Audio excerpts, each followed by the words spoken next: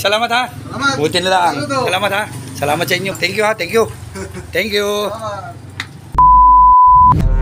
Yun, maaga po tayo ngayon. Gaya po ng dati, ako po ay pinagdadrive ko lang po ang aking anak na si Atty. Dimple papunta doon sa opisina sa bahay ng aking daddy sa Barangay Kakawan. At ako naman po ay may lalakaran dahil kami po ng mga pensioner, mga retiree ng pulis ay pinag-a-update po sa Land Bank of the Philippines. Kaya pagkatapos ko pong ihatid ang aking anak ay pupunta naman po ako ng Land Bank of the Philippines. At yun, fast forward na po tayo. Pagkatapos ko pong ihatid ang aking anak na si Atty. Ay dumiretso na po ako din sa Land Bank. At alam po ba ganin nyo ang nangyari? Pagkadating ko din ay ang sabi po sa akin ng mga gwardiya ay subukan ko daw i-check kung may pumasok sa aking ATM at kapag may pumasok daw sa aking ATM ayun daw ibig sabihin ay okay na. Kaya sinubukan ko pong mag-check sa ATM at meron naman pong pumasok, kaya ibig pong sabihin ay no need to update dahil okay pa yung aking ATM.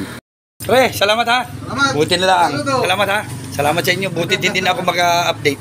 Thank you ha. Thank you. Thank you. Salamat.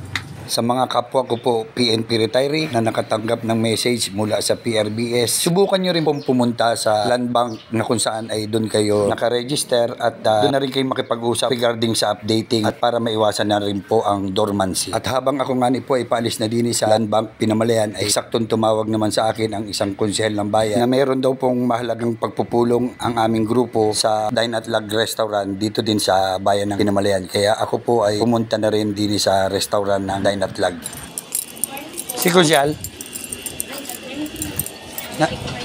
Nasa si Kusyal? Nandiyan sa loob na. At matapos nga po ng 2 oras ay natapos na rin ang aming pagpupulong. At ako po ay umuwi na para sunduin naman ang aking bunsong anak. At muli po mga kasaludo, maraming salamat po sa inyong walang sawang panonood. Ingat po lagi tayo.